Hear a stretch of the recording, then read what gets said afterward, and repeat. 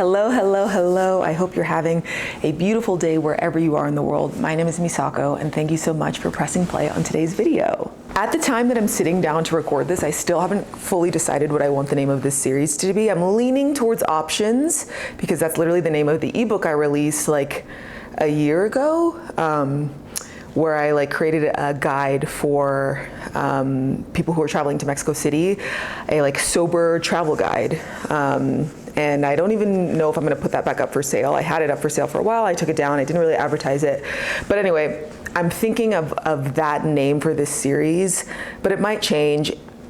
All that to say, talking about alcohol and people's relationships to alcohol is something that I've always been very interested in as someone who's been on her own sober journey for a while now. I wanted to create a series where I could invite people in to talk about their different relationships to the substance, because not everyone's relationship is the same as mine, and I think it's important to show different perspectives and also show people that they have options.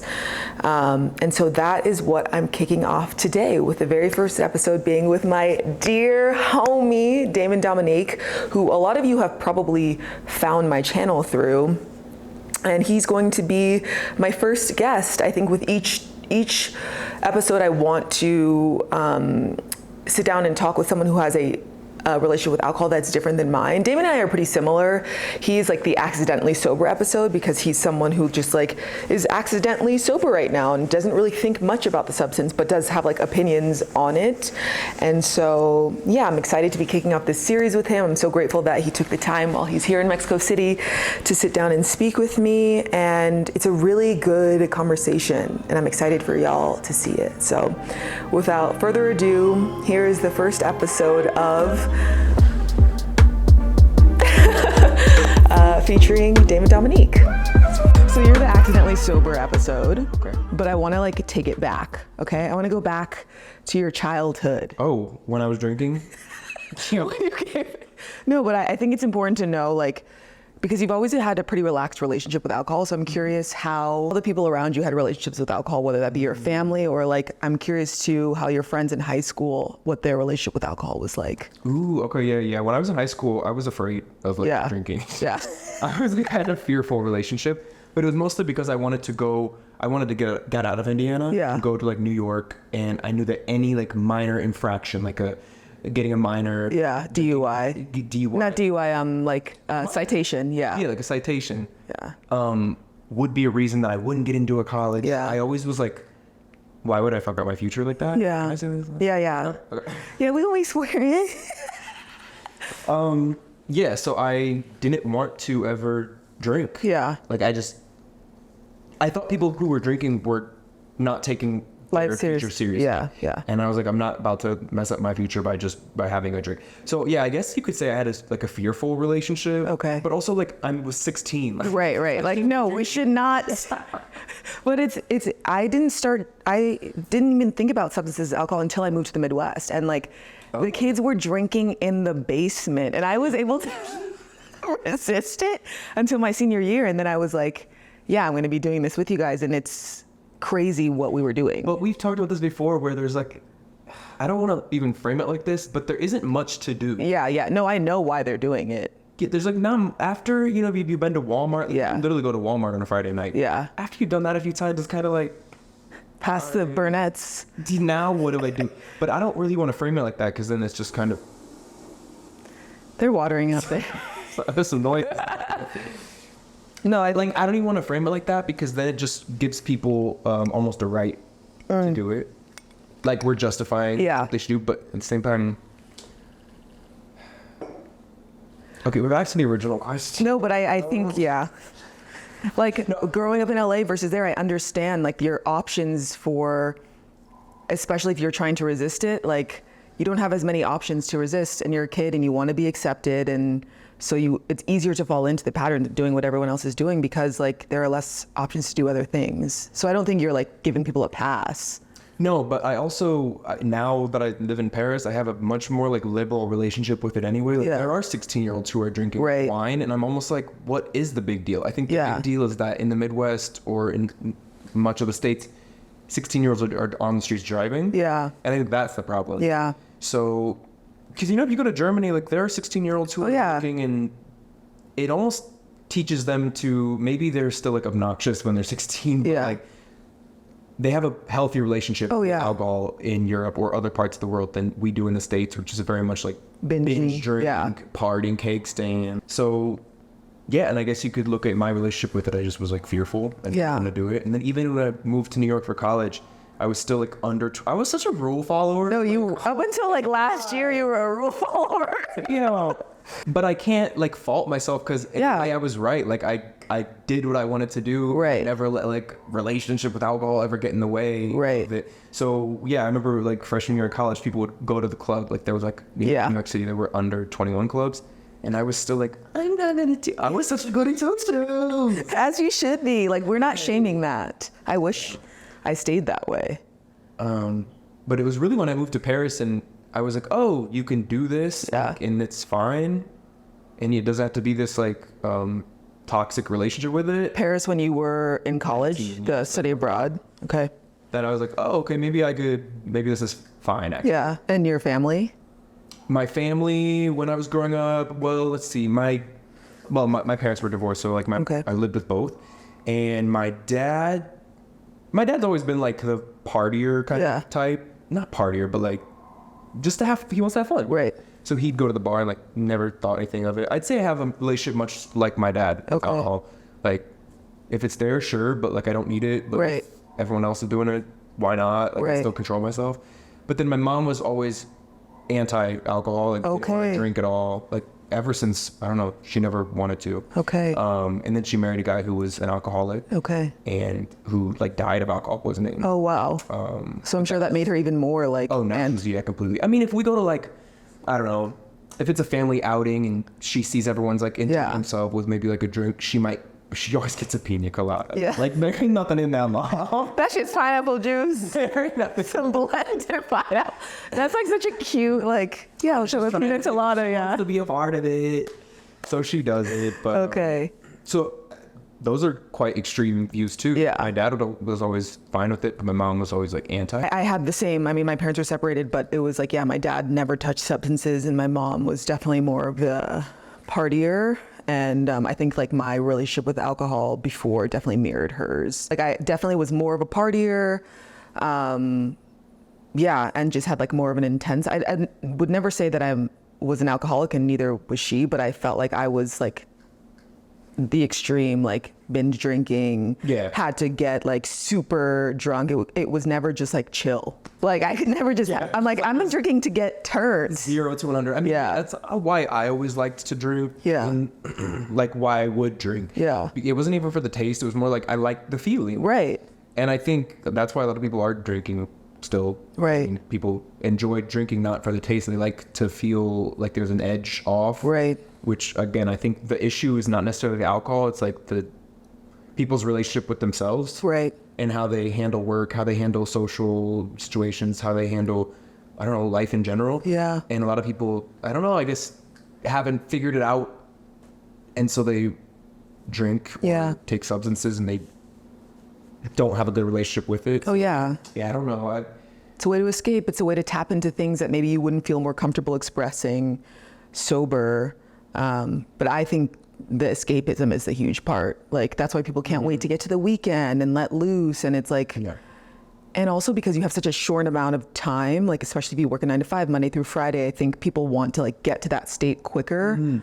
And alcohol allows you to get there. It's just like the repercussions, that crash is tough. What would I guess we're just let's walk through what would the repercussions be? Because if this is the society we have to live in, playing devil's advocate. If this is the society we have to live in, which is like, you know, most people are working 5 days and they only have 2 days, and so they want to get to that state quicker, what is wrong with it? Like, let's think, what is actually wrong with it? I think it's like, obviously the physical, like the long-term physical effects. I think the mental health effects, because the hangover isn't just physical, it's like your mental. And I found that I could never get to like tap into how I was really feeling, or get to, or maintain momentum creatively, because I was always like, it was always like this, like I could never really ascend. And so I think the repercussions are that like, you never know how good you can actually feel, because you're just trying to get back to your baseline. Okay. Yeah. Fair. See, but then again, to play devil's advocate, it's supposed to be like no. but actually, I appreciate the perspective. I'm thinking like there have been many times when I'm trying to, and I think I'm speaking from the perspective of someone who used to like binge drink. So not everybody is trying to bounce back, you know. So that's what I should say that too. I'm just thinking like, okay, there have been many times when I'm trying to film a video and it's 7 p.m. and I'm like, let me just have a glass of wine. Yeah. And it does help me. Yeah, for sure. So I would say that it can help, but yeah, absolutely. I think we're talking about two different things. Like, right. There's binge drinking. Yeah. When people really can't control it. Right. And then there's, you know, having a drink every so often. Yeah. I do think that like done in moderation, it can really like unlock the same way I feel about mushrooms and psychedelics, like used responsibly, I guess is the best word I can think of. Like, I think there are ways that it can help creativity. Yeah. I'm trying to think what else, like, I think the alcohol points to something. Absolutely. Like maybe someone's going through something, you know, bad in their lives. Yeah. And alcohol is an easy way to escape the problem. But again, this issue is they're trying to figure out the relationship with this bad thing that happened in their life. Yeah. I think, the way people use it, is that what you're saying? The way people use it, like maybe they're going through a breakup, or maybe they lost their job, and it's like a lot easier just like forget it, just drinking, you know, here and there. Of course, then the next day you wake up and you feel even more. Like that's what you're talking about. Like borrowing joy from the next day. Like 100%. Yeah. But that's not everyone's relationship with alcohol. Right. Yeah. So a lot of times when I hear about people's relationship with alcohol, I feel like people also aren't really talking about, it really feels like it's one or the other online. Yeah. Either people are like completely going out and drinking and there's no control. Right. It's Jersey Shore. Yeah. Or it's people who don't even want to be in a room with alcohol. Yeah. And I feel like I've never had I can do both. Yeah. You know, like where are the people? Right. I guess they don't even feel the need to talk about it. Well, I don't ever feel the need to talk about it because I feel like I have a healthy relationship. Right. I'm sorry. No. I know my caffeine is definitely for like 6 months. Yeah.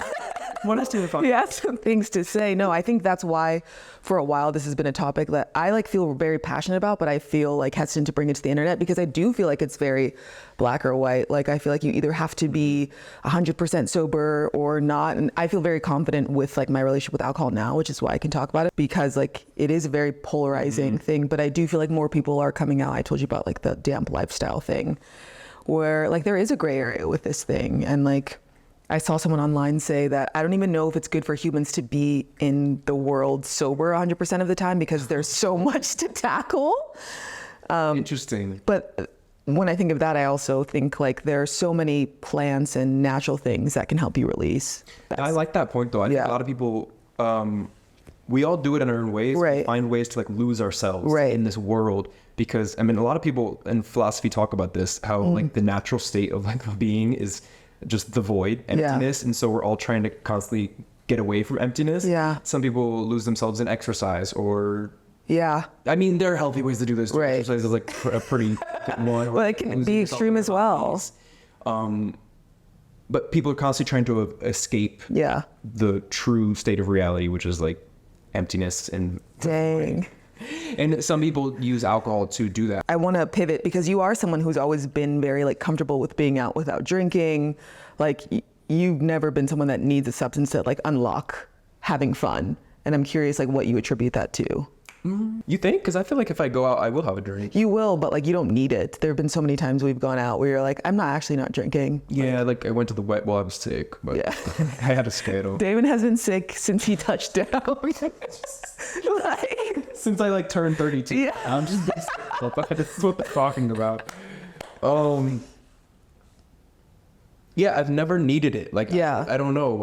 I don't even know if I would attribute it to my childhood or something. Yeah.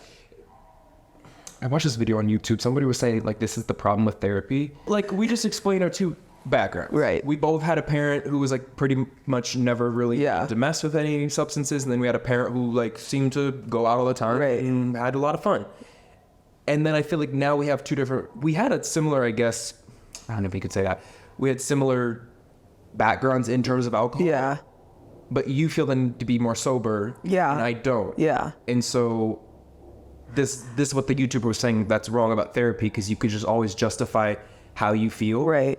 When our backgrounds were like very similar. So right. It doesn't actually make sense. I would say like I lean on the more depressed side, and my baseline is pretty. Okay.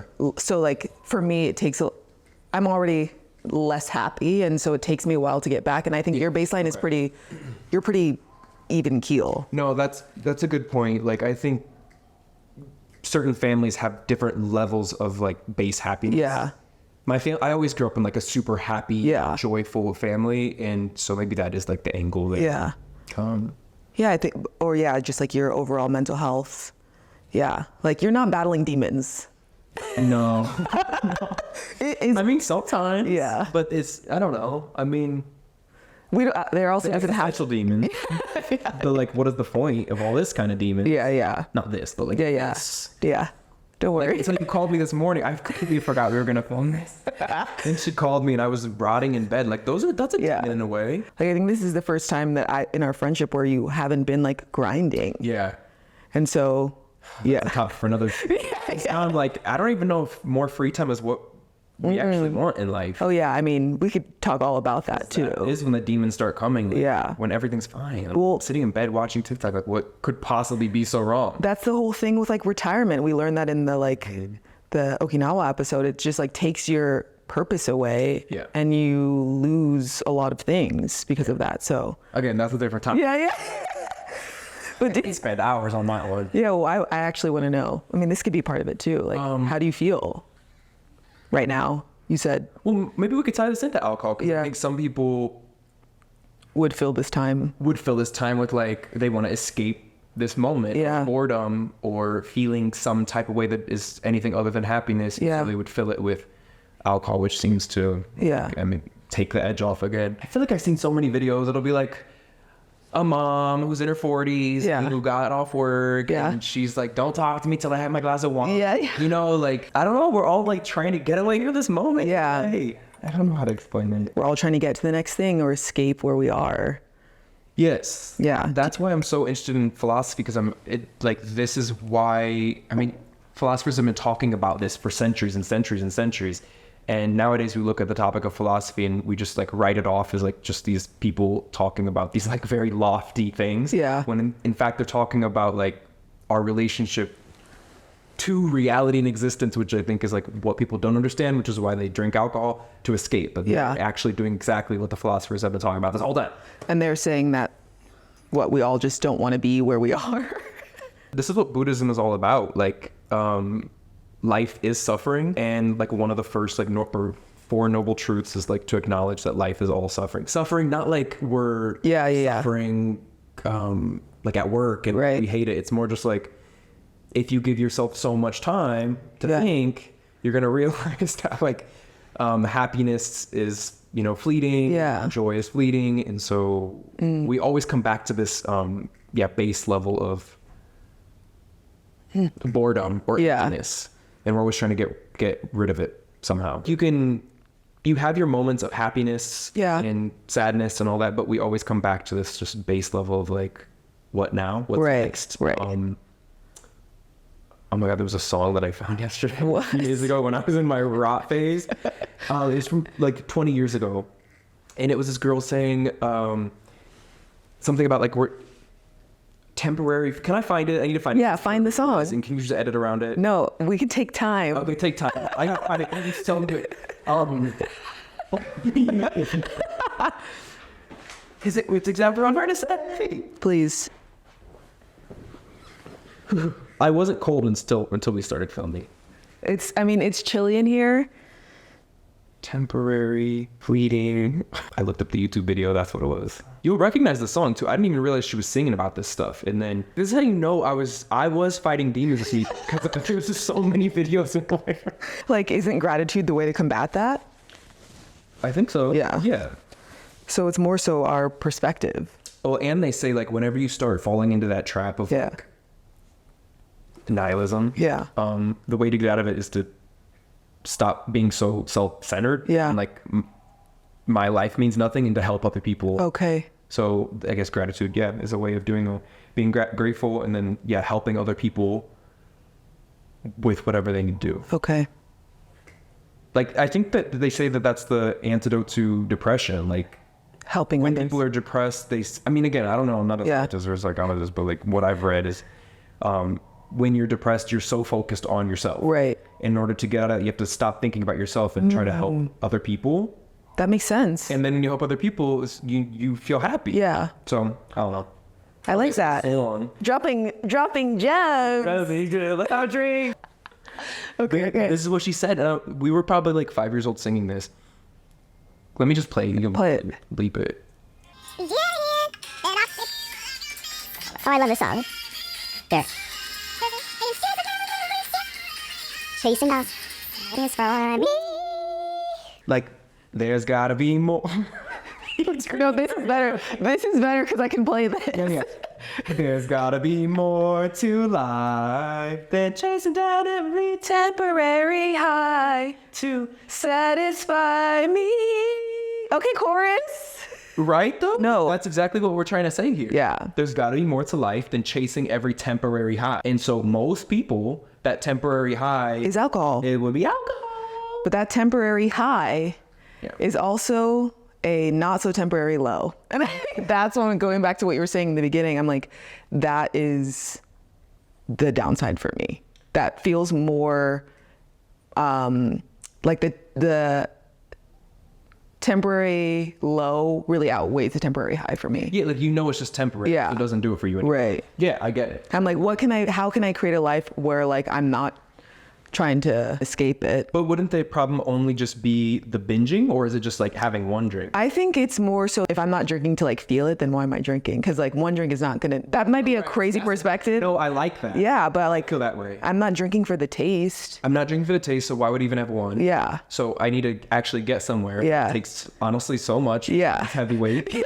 And at that point, like that's a lot of calories. That's a lot of liquid in the stomach. I'm gonna feel terrible tomorrow. Yeah. Yeah. No, I get it. Like a lot of times, it just doesn't make sense. Right. Do you think being in Paris in any way has like changed your perspective on alcohol, your relationship with alcohol? I guess you said study abroad, but because that's such a heavy drinking culture. Yeah. But they don't drink like we do in the U.S. Like they're not getting black out. Isn't that funny? Because you just said it's a heavy drinking culture. Yeah.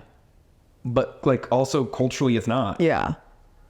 Like drinking is infused into a lot of situations, but it's not heavily drinking. Trying to think like why would this be like in the States? Drinking is a lot more expensive. Yeah. Like a cocktail nowadays and in club is gonna be like $22. That's stupid. Oh yeah. Well, maybe because it's not so like precious and like, oh my God, this only has to be for a special occasion because it's so expensive. Like maybe because it's more accessible, like it doesn't feel so extreme. Yeah. But they don't have to like really take advantage of this moment. They're like, I can have a moment tomorrow.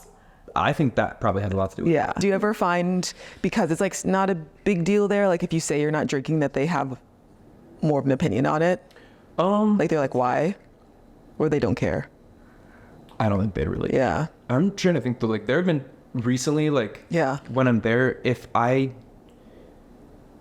the thing to do in Paris is to go to the terrace and have a drink. Have a carafe. Have a carafe, like a pitcher. Wait, what is that? What it's called? Yeah. No, pichet. Pichet de vin. Yeah. Oh. I know, but that's the thing to do. Yeah. So like, yeah, I don't know why exactly what has made me not really interested in drinking. Yeah. Like I even remember I had a podcast called Red Wine Talks. Red Wine Talks, and I just haven't cared. I'm not against it. Yeah.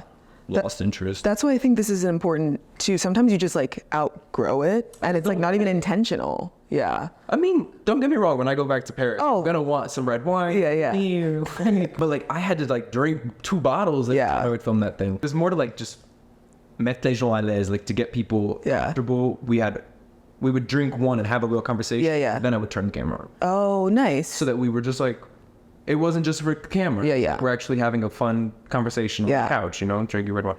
Anyways, the whole point was that the last 2 times I've been in Paris, I haven't been in the mood to like drink, but that's the thing to do. Yeah. So again, this like boredom would set in. Like, well, if I'm not, like, why am I in Paris? Right. The city of terrace and cafe. I think where you are has a huge influence. I mean, Mexico City, like huge drinking culture. Like I fell in love with mezcal here, and I feared like once I stopped drinking as much, like would my connection with the city be the same? Would my connection with people be the same? And like, fortunately it was, because like there are other ways I think, to connect. But sometimes I do like feel like, man, am I missing out on moments because this is the lifestyle I'm choosing? Yeah, like you're not doing the drinking that yeah, or I don't want to be out as long, or I don't want to be out at all. There you go. Yeah. Or I'm inside. Yeah, but that is. Did you have something else to say? No, I never like to like say these things without any like concluding statement. Right. Like, okay, and now what? Yeah. It's not helpful to people. Right. Same way. So yeah, what could we say? It's like, I haven't been in the mood, but that's what it is in Paris. Yeah. I guess the solution was I left. Yeah. That's why I'm here. Well, not there. Leads me to this question, which is like, yeah, for people who do feel this way, what is your advice for like socializing or dating specifically? Like if there are people that are feeling like removed from this substance that is at this like center of a lot of these experiences with other people, what would you advise them? Stay home. I mean, you're good at this. Yeah.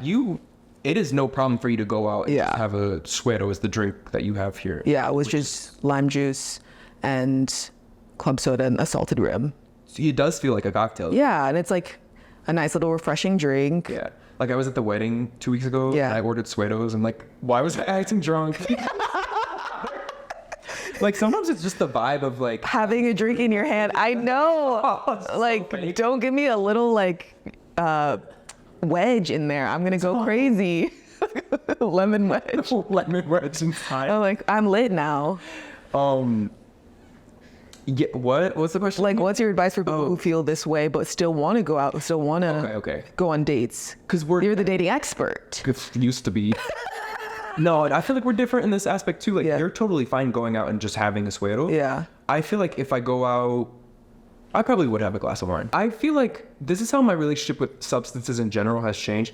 For the longest time in my 20s, I was like, I just wish I could get to this state without this liquid in my stomach and without all this taste. And so that's why I'm not opposed to like mushrooms and stuff. Oh yeah. I mean, we can make a whole series about the benefits of psychedelics. Like, I feel like I should be doing it more. Yeah. How like outspoken I am on the topic. Yeah. Like, I don't even think I've ever bought mushrooms. Yeah. Ever. You've gotten them for free. No, like I'm down to. Yeah. I just don't know where to get. Yeah, but that's also like a very different experience. Like I used to take them with going out, like a microdose, and it's a different environment. Okay. You're not necessarily wanting to be like packed in with people because you're so sensitive to the energy. Okay. Yeah. See, Have you taken them going out before? I don't think so. Oh, okay. What's that expression? It's like, what's the opposite of love? People think it's hate, but it's actually apathy. Yeah. I think there's some like link here. Yeah. Okay. You don't have to hate alcohol. Yeah. You just feel, because then that means you still have something, Yes. kind of feelings about it. I agree. That's why I was saying earlier, I think I feel more comfortable with it because I stopped being so black and white. Like it had more power over me when like, oh my God, you can't have a drink ever again, or now you're drinking, you have to do it all the time. It's like now that I feel very relaxed about it and like it has less control over me. Well, you just said exactly what I want to say. But like I said, I don't want to like minimize people with, like I learned through my own family experiences, like addiction is a mental health issue. Like it is. And it gave me a lot of empathy for people who struggle with it, because I'm like, it's not just as simple as like waking up one day and being like, Yeah. I'm done. I'm only saying this from my experience from my stepdad, who did go to, I actually don't even know if he went to Alcoholics Anonymous, but I know that he always called himself an alcoholic. Yeah. And so the second there was alcohol and he started hiding it. Yeah. And then my mom and him got a divorce because of it. Yeah. And then he fell deeper into it. Right. It's because he, I guess, always labeled himself as an alcoholic. Yeah. If he's going to have a drink, then he's going to have 10 drinks. Right. And yeah, I don't know if the cold turkey approach is always the best one. I don't know which culture I heard, but you've probably seen this video. I know it was like some Asian country, and they're like, when people come to us and they tell us they're depressed, we don't just throw a pill at them. We figure out why. Is it because they don't have housing? Is it because whatever it is, we get to the root of it, and that is the thing that helps their depression. And I think maybe that should be our approach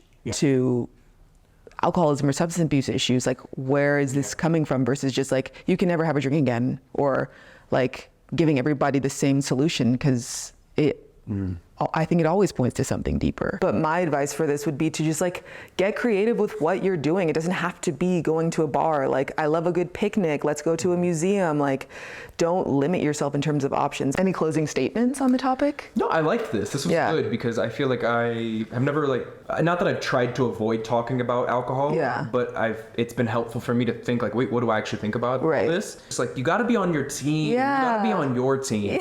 Yeah. So if you have all these rules and then you don't abide by them, you're not on your team actually. Yeah. And then I think you can just get really far from the actual goal that you're trying to get to. I also realized, what? Well, thank you for being here, but I realized, I mean, a lot of you probably have found my channel through Damon's content, but I didn't give you a chance to introduce yourself. Oh, yeah, I'm Damon. I've made travel videos now for it's like gonna be 10 years. Yeah, a decade. That it's been my full-time thing. Like, it's been longer than that. Yeah. Yeah. No, I make travel videos. I live in Paris. I'm from the States. We met in LA. Yeah. And we were both living there. And now we both live out of the country. And I've been taking a break from YouTube, but I feel like I'll be back eventually. This is what I'm saying. Like, you can't have all these hard rules. Yeah. No. I gotta be on my team. Your relationship with like the internet and content is very healthy. It's not like... Yeah, you gotta be on your team. Right. And if you're not creating from a place of like, oh, I really want to be doing this now, then you can tell. You can definitely tell. You can tell. I feel myself getting back to that. Yeah. Like, it's been too many days of the TikTok thing. Yeah. Scrolling.